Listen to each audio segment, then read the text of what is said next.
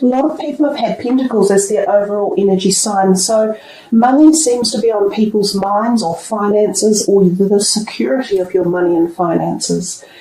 So we see for you, you have three major arcanas, then you have a court card, the King of Swords, then you have the 10 of Pentacles. Let's start with the Sun. Truly one of the most beautiful cards of the entire deck. It's well regarded and most people love to get this in their reading. They enjoy its energy because it does energize you. We are only alive on this planet due to one thing, and that is the energy of the Sun. The Sun provides us with every single thing that we require. So the power of this card is deep, and it's intensive, and it creates those energies and emotions for all of the things that go on around it. So you walk into February with this coming your way. Really great card. And also we see the child on the horse there. We think to ourselves to be reminded to be childlike and to embrace the energies of children. That is happiness, joy, wonderment, belief, love, affection, spontaneity in particular as well. So the Sun talks to us about being outdoors, being energized by the sun, being physically healthy. It also talks to us of spiritual ascension and connection to the source and the greater being of gods, and power, being empowered. It talks about fertility and conception as well. So it feels to me, and for us here in the Southern Hemisphere, February is one of our most wonderful months of the year, where we often find ourselves spending time outdoors in the sun, getting all of those wonderful feelings and energies connected.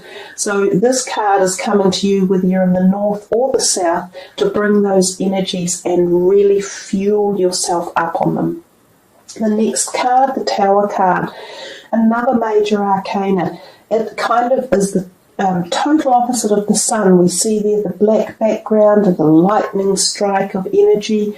But again, we're talking energy. So there's a huge amount of energetic connection in those first three cards. It's like you're going to be given a battery pack, like a lithium battery pack, and you're going to go, pew! You're going to be charged up for some reason, full on. So the Tower represents powerful energy coming our way, and it represents change more often than anything. And it tells us that whatever was in place may need to be restructured, that things in our life may have been not balanced, and that by being out of balance, they won't function correctly, so they are dysfunctional. This can be relationships, it can be your career path, it can be the way you are living, the thoughts you are having, it can be your direction in life. So usually when the Tower turns up, it is a sign that change is coming and that direction of change is coming. It can be sudden and unexpected. For some people, it's the separation or segregation of relationships. This can be your personal romantic relationships, such as engagements or marriages, or if you've been living with someone. This can be interpersonal, such as your families or your careers. Some of you may notice that there's disturbance or disharmony in the workplace, interestingly enough. You may see someone suddenly leave in your job and you'll think, wow, how did that happen? What brought that on? You may choose to leave all of a sudden. Oftentimes these leavings come about through dissatisfaction at some core level. When the Tower comes in, it reminds us that every time we shut a door, a new one opens. And without doubt, it takes you on a new direction. And it needs to happen. You might think at the time, oh, really? I didn't want this. I really thought I was doing okay, or things were going all right. But know that without doubt that when the Tower shakes us up and gives us that bolt of awareness and awakening, it is the best thing that can happen. So yeah, as I say, it can be at many levels and many different things. For each and every one of you, it will be different. So as we come to the moon, this third powerful, potent card, and we see again this energizing or synergy of the eclipses at the moon and even the sun somewhere in there, we see that you will no doubt be awakened and energetic transfer from the eclipses and probably Vesta as well as the year progresses. The eclipses, again, are powerful ways of moving us forward, hence probably the reason for the tower being there. Now, the moon works closely with our feminine side, so our intuitive abilities, our psychic awareness, our ability to perceive the universe at a greater, more distant level than just ourselves, so we connect intuitively. Trust your gut feelings at this time, listen to your dreams, connect with the ethers and with spirit guides and angels all around you. Know that you can cross the boundary between the living and the dead, if you like, the energy of spirit at this time when these energies are around. So you could have prophetic dreams. Also, we note that the moon deals with our hormones in life. So some of you will be going through hormonal changes. For some of you, there could be menstruation issues or turning into that cycle of menopause for some woman, or as men coming into puberty, the younger ones coming into puberty. So sexual awareness and orientation as well, activated all of these things by the moon. Think of your physical body and in particular your hormones. Keep your body balanced, so needing to sleep. Some of you might find it difficult to sleep. When we have periods of the full moon, we know that it destabilizes our sleep patterns and often creates heightened awareness of emotional energy. We can see our energies becoming unbalanced or unstable at the times of the full moons, and particularly when eclipses are occurring as well. So don't worry about these energies when they come. Acknowledge them and listen to them and be intuitive about what you need to do. If you need extra rest or recuperation, do that. Listen to your body. This is in particular a time to be attuned to your self-awareness and your own bodily requirements and needs. The moon also often talks to us about shadow events and things that are hidden under the cover of the night, so events that take place at night. Some of you may have a whole world that goes on at night, like night workers or people who travel at night or people who have communications or relationships that take place in the dark hours. So this could be relevant for some of you as well.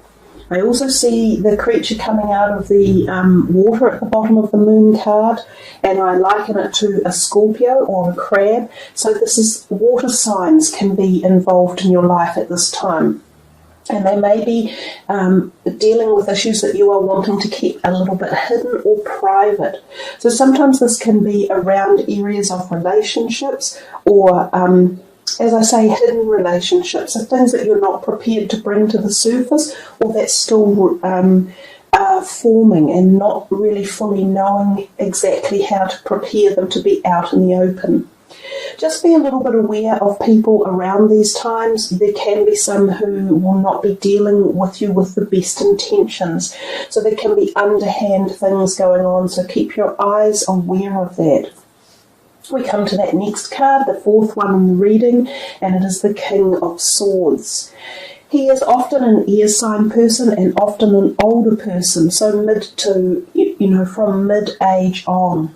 He can be the air signs of the Aquarian, the Libra, the Gemini, and can be often to do with communication or legal documents. So sometimes the signing of documentation one way or another. He could be someone you go to see a justice of the peace to get something signed, or you could be uplifting a contractual agreement, whether it be the purchase of something new or a legal document one way or another, the signing off of something, relationships, or the forming of business partnerships. Remember the card right next to it, the moon, and it does tell you, be careful at this point when you are signing anything new. So think twice, make sure the documents are legal and that they are fair and looking after your best interests as well. The King of Swords can also be creating the energy of activation. So they come in and they activate people and energy with their intellect and their intelligence. So some of you may be on a hyperdrive with your brains, and you might be thinking, oh, yada yada, I need to do this and go there and be this and have that and blah, blah, blah. So there could be a month of really big activity for you, given all these major arcana cards and this sword energy as well. That King of Swords could also be someone new coming into your life, an air sign person, or consequently he may be someone related to you in a family or friends way that is supportive or helping you or involved some way in those three major arcana cards that he sits next to. If we come down to that bottom card and we look at the 10 of Pentacles, it's a beautiful card of support, nurture, trust, hard work, and families are the sort of terms and meanings for that card. So it talks about, you can see there's a couple, a slightly older couple. He has his arm protectively around her, and they are looking inwards. They're standing at the door of their castle and they are looking in, and there's this feeling of happy satisfaction or satedness. And it's a 10, so it's the number of completion of cycles, and it's often to do with money or your material possessions. So this is a good overall energetic card for the whole reading. It tells us that somewhere along the line there is this feeling of stability and love and safety within the boundaries of your home or castle, and that your finances may have paid dividends over the years, and they are either supporting you one way or another, or they are taking you on a further trip of investment with how you decide to utilize your money. I sometimes think of this card, especially in this deck, when I think of the potential of a couple buying a property, either their own property or an investment. So there's that possibility with this particular layout as well. So guys, nice reading, plenty to think about and plenty of action for you. Let's put them away and see what your last card for the reading is, with one of these beautiful warm daily message energies, and yours is family. And we just talked a little bit about family towards the end of the reading. So let's see what the message is actually about. This card does talk about that someone is on your mind in your family, and you are wanting, not necessarily mediation, but you're wanting them to be brought back into the arms or the bonds of love, and let them know that there is support there for them. So this card could be talking about bringing together something that is slightly fractured or not disharmony, but feeling as though it's tender, and again they need to come back in and have some support and nurture. I'll read the words for you. This situation is rooted in an emotional experience with a family member, which we can help you to understand and heal. In your mind and heart, surround this person, yourself, and the experience with calming blue light and many angels.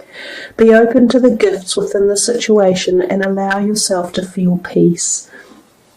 So there is a wonderful calmness with this card, and I think previously when I've worked with this card, it talks about taking a moment in time to think.